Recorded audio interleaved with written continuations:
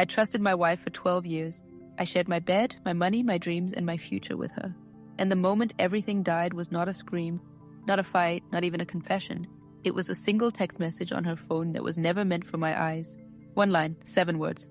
Enough to erase a lifetime. I still remember how calm I felt in that exact second. No shaking, no anger. Just a strange silence inside my chest. Like my heart already knew what was coming long before my mind accepted it. That message didn't just expose her affair. It exposed how foolish I'd been. How patient. How blind. Before I tell you how I destroyed everything she built on my back, let me say this. You are listening to Revenge Time X. If you enjoy real revenge stories, the kind that grow slowly and hit hard, you might want to subscribe before I continue. Because this is not a fast story. This is a patient one. I met my wife when I was 26. She was 24. We met through a mutual friend at a small birthday dinner. She laughed easily. She listened when people spoke. When she looked at me, it felt like she actually saw me. Not what I could give. Not what I might become, just me. We dated for 3 years before getting married. During those years, I worked 2 jobs. One during the day at a logistics company, another at night doing freelance accounting work. I wasn't rich, but I was stable. I believed stability mattered more than flash. She agreed, or at least she said she did. Our marriage was quiet. No drama, no big fights. We had routines. Sunday breakfasts, Friday movies, once a year vacations, usually somewhere modest. I paid most of the bills. She worked, too, but her income was always described as extra. I didn't question it. I loved her. I trusted her. When we couldn't have children, I saw her cry for weeks. I held her while she blamed herself. I told her we were enough, that our marriage was enough, and for a long time I believed it. Over the years, she changed slowly. New clothes, new gym habits, longer hours at work, a new boss she talked about often. His name slipped into conversations too casually. I noticed. I always noticed. But I chose peace over suspicion. I chose trust over fear. The night I saw the text message was ordinary. She was in the shower. Her phone buzzed on the bed. I wasn't snooping. I wasn't checking. The screen lit up on its own. Last night was perfect. I wish she were here now. That was it. No name saved. Just a number. My hands felt heavy. My mouth went dry. I didn't open the message. I didn't scroll. I didn't confront her. I placed the phone exactly where it was and sat on the edge of the bed like nothing happened. That night, she kissed me goodnight. I kissed her back. I stared at the ceiling until morning. Somewhere between midnight and dawn, I stopped being a husband. I became a stranger living in my own house. The next weeks were torture. Every smile felt fake. Every touch felt borrowed. I watched her like a student studies a subject. I learned her patterns. Her lies were small but consistent. Late meetings, dead phone battery. Quick showers when she came home. I never cried in front of her. I cried alone in my car in parking lots in silence. I asked myself what I lacked. Was I boring? Too predictable? Too kind? Then I stopped asking why. I started asking how. I checked phone records. I followed expenses. Hotel charges hidden as business meals. Gifts I never received. I learned his name. Her boss, married, 2 kids. A man who preached loyalty at company events while sleeping with my wife. Every discovery hurt. But it also sharpened me. I didn't want screaming. I didn't want divorce papers slammed on a table. I wanted balance. I wanted them to feel what I felt. Slowly, completely. So I became patient. I acted normal. Better than normal. More attentive. More supportive. I encouraged her career. I suggested she take on more responsibility at work. I praised her boss in conversations. I smiled while feeding the fire that would burn them both. Inside, I was breaking. Some nights I couldn't breathe. Some mornings I looked in the mirror and didn't recognize the man staring back. But pain has a way of focusing you, of removing weakness. I started documenting everything, screenshots, dates, times, patterns. I spoke to a lawyer quietly. I learned my options. I learned where my power was. I moved savings. I protected myself. I waited. Revenge is not loud when done right. It is silent. It grows in the dark. By the time I was ready, she thought she was winning. She thought she had control. She had no idea she was already trapped. I kept waiting for guilt to show on her face. It never did. She laughed. She planned trips. She talked about the future like nothing was wrong. That hurt more than the affair itself. It meant she wasn't confused. She was comfortable lying. I learned to separate my emotions from my actions. At work, I was sharp. At home, I was calm. Inside, I was empty. That emptiness became useful. It allowed me to think clearly. I discovered that her boss wasn't just sleeping with her. He was using company money to fund their meetings. Hotels charged to corporate cards. Team dinners that were just the 2 of them. He trusted her too much. He trusted the privacy of his position. I didn't rush. I let the evidence pile up. Months passed. Each day made my case stronger. Each day made my silence heavier. There were nights she came home glowing. Those nights broke something inside me.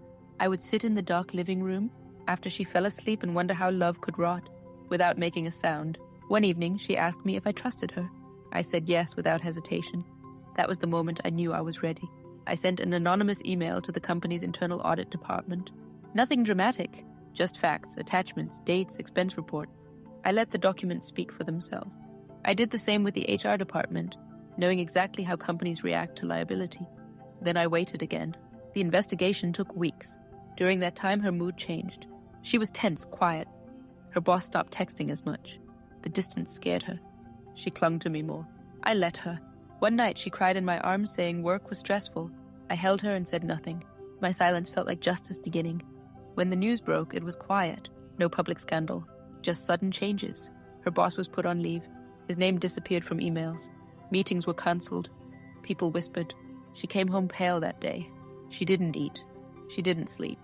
She asked me what would happen if someone betrayed their company. I said consequences eventually find everyone. That night, I showed her the text message. Her face collapsed. No acting, no denial, just fear. She begged. She blamed loneliness. She blamed time. She blamed me. I listened without interrupting. When she finished, I told her I had known for almost a year. That broke her more than anything else. The divorce was clean. I had prepared well. She got less than she expected. Her career stalled. His marriage didn't survive. He lost more than his job. I didn't celebrate. Revenge didn't make me happy. It made me whole again. Now I live alone, peacefully, I trust. Differently, carefully. Some wounds never close. But they stop bleeding. And sometimes silence is the loudest revenge of all. After the confrontation, fear didn't explode. It settled. It moved in quietly, like a cold draft she couldn't escape. She stayed in the house for weeks after that night. Not because I asked her to, because she was afraid to leave. Afraid I had done more than she knew. Afraid that every knock, every email, every phone call carried something worse. I let that fear grow. I didn't raise my voice. I didn't threaten her. I stayed polite, distant, controlled. That confused her more than anger ever could. She kept asking what I was planning next. I told her nothing. I moved into the guest room. I locked my laptop. I changed my phone password. I started taking long walks at night. When she asked where I went, I said nowhere important. That answer terrified her. She began jumping at sounds. Notifications made her flinch. She checked her email obsessively. She stopped sleeping through the night. I could hear her pacing at 3 a.m, whispering to herself, replaying every lie she had ever told. That was when I understood something important. Fear doesn't need violence. It needs uncertainty. She didn't know what else I had. She didn't know who I had spoken to. She didn't know what I might reveal next. And because she knew what she had done, her imagination punished her better than I ever could. One afternoon, a courier delivered a plain envelope. Inside were copies of documents related to the investigation. Nothing new, nothing threatening. Just facts she already knew existed. She shook so badly she dropped them on the floor. She asked me if I sent them. I said maybe. That word destroyed her composure. From that day on, she started over-explaining everything. Where she went, who she spoke to, what she ate, as if transparency could rewind time, as if obedience could earn forgiveness. I gave her none. The divorce lawyer contacted her a week later, calm, professional, prepared. She realized then how long I had been planning, how deep the silence went, how alone she actually was. Her boss stopped responding to her completely. His wife had found out. He was fighting his own collapse. The affair that once made her feel special now treated her like evidence. Like a mistake everyone wanted buried. She started to look smaller. Her confidence drained away. Her voice softened. She apologized for things that had nothing to do with the affair. She was unraveling. One night, she asked me if I hated her. I told her no. That answer scared her more than yes ever could. Because hate means emotion. Hate means connection. What I felt was absence. And absence cannot be negotiated with. When the divorce finalized, she cried in the hallway. Not loudly, quietly. The sound of someone realizing they had lost. Something irreplaceable and deserved it. I didn't comfort her. I packed my things and left her in the house I had paid for. The silence stayed with her. The memories stayed with her. The knowledge that every smile she faked, every secret she hid had been seen. I heard later she quit her job, that she moved cities, that she avoided relationships. That trust made her anxious. Good. Fear didn't destroy her life. Her choices did. Fear just made her face them every day. As for me, I sleep well now. Not because I won, But because I waited, and waiting taught me something powerful. People fear revenge when it's loud. They never see the kind that watches quietly, learns everything, and walks away after making sure the lesson stays. Months passed, but fear doesn't understand calendars. It doesn't fade just because time moves forward. It settles into habits. She started emailing me long messages she never sent. I know because sometimes she forgot to close her laptop, and I could see drafts filled with apologies, explanations, memories she hoped would soften me. I never read them fully. I didn't need to. The sight of them was enough to remind me how powerless she felt. She asked mutual friends about me, asked if I was seeing someone, asked if I was angry, asked if I talked about her. The answers she got were always the same. No one knew anything. I kept my life deliberately quiet. No social media, no updates, no signs. That silence became its own presence in her mind. She told a friend she was afraid I would expose her again, even though there was nothing left to expose. That fear didn't come from me. It came from knowing how easily her world had collapsed once.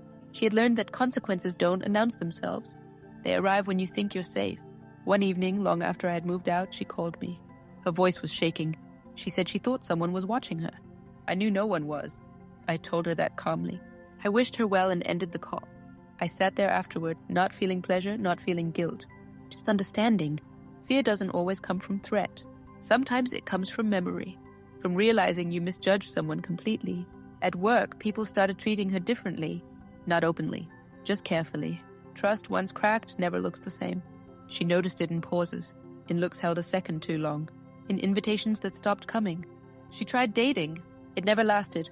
She would interrogate men about honesty, loyalty, transparency. The irony wasn't lost on her. She confessed too early, overshared, carried the weight of what she had done into every conversation. People felt it. They stepped away. She told someone once that she feared calm men the most now. Men who didn't argue. Men who listened too well. Men who didn't react right away. Men like me. As for her former boss, his downfall continued quietly. Legal fees, custody arrangements, reputation damage that never fully healed. He avoided public places. He aged fast. I saw him once from a distance, shoulders slumped, eyes hollow. He didn't see me. That felt right. Sometimes, late at night, I replay that moment when I saw the text message. I think about how easily I could have exploded. How easily I could have destroyed myself instead. I'm glad I didn't. Patience didn't just give me revenge, it gave me control. I learned that people reveal everything when they think you trust them, and they fear most when they realize you were watching all along. I don't tell the story to feel powerful. I tell it because betrayal teaches lessons that kindness never could. It taught me to value silence, to value preparation, to understand that justice doesn't need witnesses. She still lives with the uncertainty, the idea that she never really knew when I stopped loving her, or how long I had already let go before she noticed. That question will follow her longer than anger ever would, and that is where the story truly ends. Years later, the fear changed shape, but it never left her. It became quieter, more controlled, like someone learning to live with a permanent ache. I know because she broke her silence once more. It was an email this time. No subject line. Just my name at the top, like a question she was afraid to ask out loud. She wrote that she finally understood something, that the worst part of what I did wasn't the exposure, or the divorce, or the consequences. It was that I never tried to convince anyone of my innocence or her guilt. I never fought for sympathy. I never defended myself. She wrote that it made her feel like a case study, like a mistake already analyzed and closed. She asked if I ever loved her. I stared at that question longer than I expected. Not because I didn't know the answer, but because I knew how much it would hurt her if I replied honestly. So I didn't. That unanswered question became her new prison. Mutual friends told me she still talks about me carefully, like mentioning a storm that once destroyed a town. Not dramatic, not emotional, just respectful, cautious, as if saying my name too loudly might summon something she can't control. She never remarried, not because she couldn't find someone, but because she couldn't trust herself around someone who trusted her. She told a therapist once that being believed made her anxious, that being forgiven felt dangerous. That knowledge settled deep in me. Revenge stories often end with explosions, with shouting, with someone begging on their knees. Mine didn't. Mine ended with a slow erosion of certainty, of confidence, of safety. She used to think she was the smart one, the careful one, the one who could manage 2 lives without consequence. Now she double-checks every word she says, every promise she makes, every glance she receives, because she learned something she can't unlearn. She learned that calm does not mean weak. She learned that silence does not mean ignorance. She learned that love does not protect you from accountability. As for me, I rebuilt quietly. New routines, new city, new life that doesn't need validation. I don't stalk her. I don't check on her. I don't need to. The damage was done the moment she realized the truth, that I saw everything, that I waited, that I chose exactly when to end it, and that the man she betrayed was never as unaware as she needed him to be. Some nights, when the world is quiet, I think about how different everything could have been if she had just told me the truth. I let that thought pass. Regret is not my burden to carry. It's hers, and it will be for the rest of her life. The fear became disturbing when it stopped being tied to me and started living inside her on its own. She began seeing patterns where none existed. A missed call from an unknown number would ruin her entire day. A delayed email response from a coworker would convince her she was about to be exposed again, even though there was nothing left to expose. Her mind kept returning to one idea she could never escape. If he waited that long once, what else could he still be waiting for? That question poisoned her peace. She started recording conversations on her phone just in case. She reread old messages obsessively, searching for hidden meanings that were never there. She avoided saying certain words, especially words about loyalty or honesty, like they might trigger something. She once told a friend that she felt safest around people who were openly cruel, because at least their intentions were visible. Calm terrified her. Silence terrified her. Men who listened without interrupting terrified her. She changed apartments 3 times in 2 years. Each time she was convinced someone nearby knew her past, knew what she had done, knew who she really was. No one did. But her fear didn't need facts anymore. It fed on memory. She once ran into an old colleague at a grocery store and nearly had a panic attack because he smiled politely and said nothing else. She later admitted she would have preferred accusations. At least accusations would have meant the waiting was over. But it never was. She developed insomnia. When she did sleep, she woke up convinced she had confessed to something in her dreams. She would check her phone to see if she had sent messages she didn't remember. Sometimes she deleted entire conversations just to feel control again. She went to therapy for anxiety, for guilt, for paranoia. The therapist told her she was punishing herself. That wasn't entirely true. She wasn't punishing herself. She was reliving the moment she realized she had been studied, not suspected. That realization never softened. She understood now that the most frightening thing about me wasn't what I did. It was what I didn't do. I didn't confront her when I could have. I didn't lose control. I didn't need to scare her directly. Her own mind did that job perfectly. Once, during a work training about ethics, she excused herself and vomited in the bathroom. Just hearing the word accountability made her hands shake. She quit shortly after.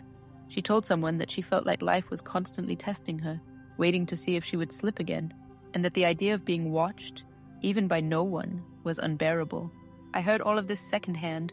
I felt nothing. That was the final layer of fear she never understood. That I didn't need closure. That I didn't need apologies. That I didn't need her suffering to continue actively. What happened had already happened. Fear doesn't need a source when guilt gives it a home. I never contacted her again. I never warned her. I never reassured her. I let reality remain exactly as it was, empty of me, full of her thoughts. And somewhere inside that silence, she finally understood the true consequence of betrayal. You don't just lose the person you hurt. You lose the version of yourself that believed you could get away with it. That loss never heals.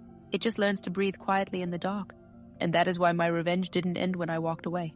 It ended when I realized I didn't have to carry it anymore. She would carry it for me. For the rest of her life, there was one last shift in her fear that I didn't expect. It stopped being loud. At first, fear had made her restless, paranoid, reactive. But eventually, it settled into something colder, more disciplined, like a prisoner who stops rattling the bars and starts counting the bricks. She became careful in a way that wasn't healthy. She rehearsed conversations before speaking. She avoided humor that could be misunderstood. She stopped sharing opinions. She lived as if every word might be used against her someday, by someone somewhere. That kind of fear doesn't scream, it edits. She edited herself constantly. Friends described her as changed, not broken, not dramatic, just quieter, controlled, like someone who learned the cost of being seen. They said she felt distant even when she was sitting right next to him. They didn't know why, but she did. She knew it came from the moment she realized I had been living beside her, sleeping beside her, listening to her, while already detached, already planning, already done. That idea haunted her more than anger ever could, because anger would have meant I was still reacting to her. Detachment meant she no longer mattered. She once told someone that the scariest memory she had wasn't the confrontation, or the investigation, or the divorce. It was remembering all the normal days before. The dinners, the jokes, the casual mornings, knowing now that some of those days happened after I already knew everything. She said it made her question every interaction she's ever had since. She wondered how many people were smiling at her while silently judging, how many people knew things she didn't. She stopped assuming goodwill. That's when fear becomes permanent. I saw the final proof of it years later, by accident. I ran into her at an airport. Different city, different life, no planning, no intention. She didn't see me at first. I watched her from a distance. The way she stood, the way she scanned faces, the way her shoulders tightened when someone walked too close. She was alert, guarded, like someone who learned that danger doesn't always announce itself. Then she saw me.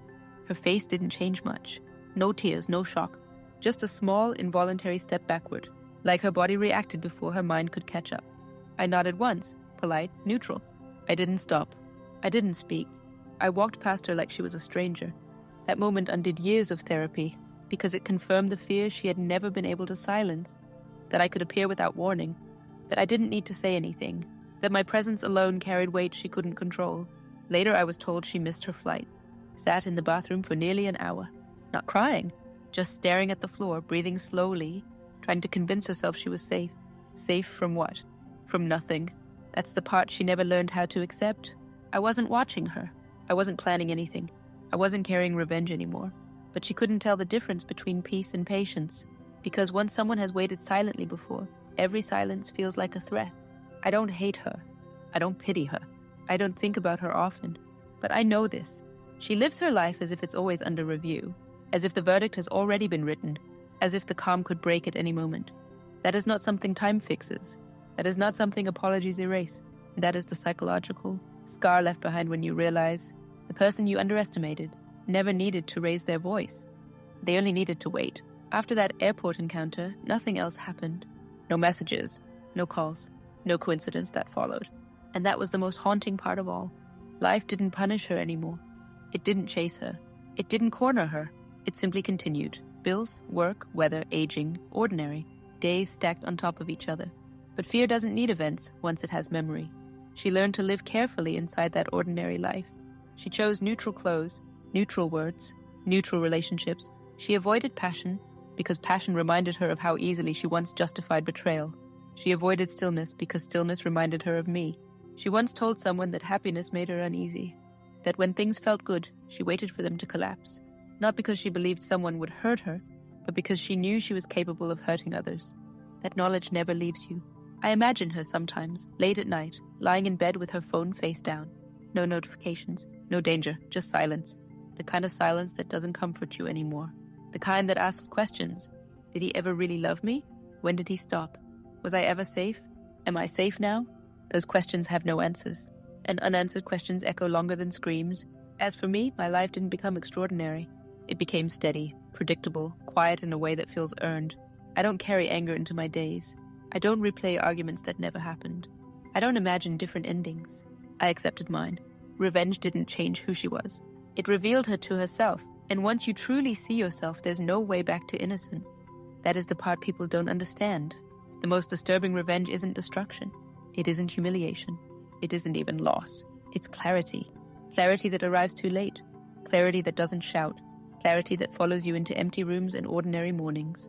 She doesn't fear me anymore. She fears the version of herself that thought silence meant ignorance. She fears how easily she lied.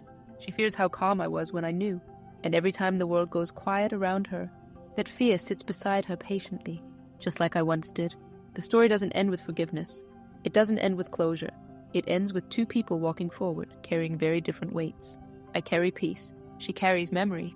And memory, when it's honest, never lets you sleep the same way again.